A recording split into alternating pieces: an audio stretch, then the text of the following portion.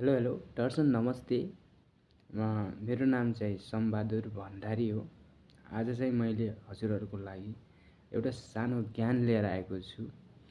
यदि हजुरहरू युट्युबमा काम गर्न चाहनुहुन्छ भने, काम गर्दै हुनुहुन्छ भने कोसिस जारी राख्नुहोस्। यदि हजुरहरूले मेरो भिडियो हेरेर पनि लाइक अनि सब्सक्राइब कमेन्ट गर्नुभएको छैन भने लाइक अनि सब्सक्राइब कमेन्ट गर्न नभुल्नुहोला। यस्तै गरेर अल बेल नोटिफिकेसन अल गर्न पनि नभुल्नुहोला। यस्तै नयाँ भिडियो युट्युब बारेमा जानकारी हजुरहरूलाई दिने नै छु।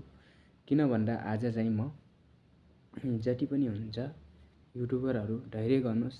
किन भन्दा युट्युबमा काम चाहिँ कहिले पनि छोटो तरिकाले हुँदैन, एकदमै लामो प्रोसेस हुन्छ। किन भन्दा कतिपय धेरै ट्यालेन्टहरूको नाम चलेकोहरूको अनि लगायत फेमस मान्छेहरू मात्रै छिटो नै भाइरल हुन्छन्, सबैले चिन्छन्। त्यो कारणले नै हो हामीले चाहिँ पहिला चाहिँ युट्युबमा आफूलाई चिनाउनु पर्छ। हामीले चाहिँ नि कतिपय मैले युट्युबमा देखाएको छु, आफ्नो टिकटक बनाएर टिकटकको सर्ट भिडियोहरू हाल्नुभएको हुन्छ अनि अरूको गीतमा गरिरहेको हुनुहुन्छ, अरूको गीतहरू हालिरहेको हुनुहुन्छ। युट्युबमा चाहिँ कतिपय कपिराइट आउने गर्छ। कपिराइट भयो भने तपाईँको च्यानल मोनिटाइज हुँदैन, रिजेक्ट हुन्छ। मैले चाहिँ हजुरहरूलाई दशमलव जोडेर बिन्ती गर्छु, यदि हजुरहरू साँच्चीकै युट्युबर बन्ने हो भने, यदि बन्न चाहनुहुन्छ भने मेरो भिडियो हेर्नुहोला। यस्तै ज्ञान पाउन लागि सब्सक्राइब पनि गर्नुहोला। मैले यस्तै नै मैले पनि धेरै पुरानो पहिल्यैदेखि युट्युबमा गरेँ। विशेष गरेर चाहिँ मैले बुझेर अहिलेबाट काम स्टार्ट गरेको छु। मैले भिडियो पनि धेरै हालेको छैन, हाल्न पाएको छैन। त्यही भएर यस्तै काम थाहा पाउनको लागि, यस्तै कुराहरू जानकारी पाउनको लागि हजुरहरूले सब्सक्राइब गर्न नभुल्नुहोला। अल बेल नोटिफिकेसन अन गर्न नभुल्नुहोला। यस्तै युट्युबको बारेमा मैले हजुरहरूलाई टिप्स लिएर आउने गर्छु। यदि तपाईँहरूले एउटा भिडियो हाल्ने, दुईवटा भिडियो हाल्ने, मेरो भिडियो नै चलेन, भाइरलै उठेन भन्ने यो कहिले पनि सोच्न लाग्नुहोस्। युट्युबमा भनेको एउटाले हेरे त्यो पनि बहुत हुन्छ, दुईवटाले हेरे त्यो पनि बहुत हुन्छ। तपाईँको 365 दिन किन दिएको छ युट्युबले? त्यसै सजिलो हुन्थ्यो भने त, अनि सजिलै हामी युट्युबर बन्न सक्थ्यौँ भने, सजिलै तरिकाले पैसा कमाउँथ्यौँ भने त हामी पनि किन घर फ्यामिली छोडेर परदेश आउनु पर्थ्यो? यत्रो सात कोसबारी आएर न निन न भोक न तिर्खा भनेर किन काम गर्नु पर्थ्यो? त्यही नै हो 365 दिन भनेको।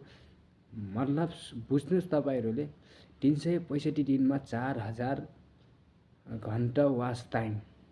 किन भन्दा तपाईँले 365वटा भिडियो हाल्यो भने कमसेकम एउटा न एउटा भिडियो त भाइरल हुन्छ। तपाईँको एउटा भिडियो भाइरल हुँदा बित्तिकै अर्को भिडियो भाइरल हुन्छ, अर्को भिडियो भाइरल हुन्छ।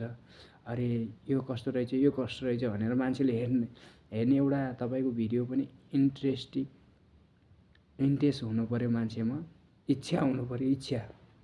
त्यही कारणले भिडियो राम्रो बनाउनुहोस्।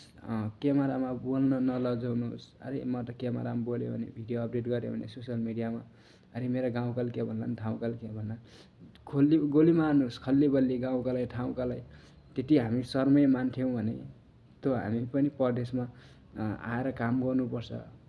अब कोही अब होटल लाइनमा पर्लान्, कोही होटल लाइनमा भाडा मार्नुपर्छ, कोही अब साइडमा पर्लान्, रोड लाइनमा पर्लान्, रोड लाइनमा त्यही त हो नि काम। अब गैटी हान्नुपर्छ, उस्तै पनि बेल्चा हिल्टी हान्नुपर्छ। कसै अब कता पर्लान्, कसै कता पर्लान्, त्यस्तै नै हो। सबभन्दा फोकस भनेको अगाडि बढ्ने हो भने आफ्नो अगाडिको फोकस। दुनियाँलाई छोडिदेऊ, दुनियाँलाई साइडमा राख। दुनियाँ कसैले पनि भन्दैन तिमी भोगो हुन्छौ नि, हामी भोगो हुन्छौँ नि, कसैले भन्दैन ल आइजाऊ खाऊ भनेर। यो दुनियाँ यति स्वार्थी छ। तर त्यही भएर जे काम गर्दा पनि डिपली हुनुपर्छ, डिपली सोच्नुपर्छ। हामीले चाहिँ रियल कन्टेन्ट हाल्नुपर्छ युट्युबमा। हाल्न सिक्नुहोस्, आदत बनाउन सिक्नुहोस्, भिडियो बनाउन सिक्नुहोस्, क्यामेरामा बोल्न सिक्नुहोस्, भिडियो एडिटिङ गर्न कसरी सिक्नुहोस्, अनि भिडियोमा थम्बनेल लगाउने कसरी सिक्नुहोस्। हरेक कुरा सिक्न जरुरी हुन्छ। आज चाहिँ मैले यति भन्दै हजुरहरूलाई यति नै मैले भन्न गइरहेँ। आज चाहिँ यति भन्दै मेरो आजको भ्लग्स यति नै म अन्त्य गर्छु। यदि तपाईँहरूले मलाई सब्सक्राइब गर्नुभएको छैन भने सब्सक्राइब गर्न नभुल्नु होला, बेल आइकन अल गर्न नभुल्नु होला। यस्तै यस्तै भिडियो मैले नयाँ भिडियो, नयाँ जानकारी, मोटिभेसन हजुरहरूलाई दिनको लागि, थाहा पाउनको लागि तपाईँहरूले चाहिँ नि नोटिफिकेसन बेल अन गरेपछि मैले भिडियो अपडेट गर्दा बित्तिकै हजुरहरूलाई आइपुग्ने छ। यति भन्दै आजको मैले सिकाएको कुरा हजुरहरूलाई राम्रो लाग्यो होला। यति भन्दै म चाहिँ आज यतिमै भिडियो अन्त्य गर्न गएँ। धेरै लामो बनायो भने पनि फेरि धेरैले हेर्न चाहनुहुन्न, त्यही भएर सर्ट बनाएको छु भिडियो। पुरा दिमाग लगाउनु होला। यदि युट्युबर बन्ने हो भने दिमाग लगाउनुहोस्। मैले पनि 2 महिना 3 महिनामा कसरी 800 समथिङ मेरो पनि सब्सक्राइबर पुगिसक्नु भएको छ। माया गरेर सब्सक्राइब गरिदिनु भएको छ, उहाँहरूलाई पनि थ्याङ्क यू सो मच। सलाम छ। उहाँहरूले पनि सपोर्ट, आज मलाई उहाँहरूकै सपोर्टले मलाई यति बोल्ने उठिनु साहस दिनुभएकै उहाँहरूले हो।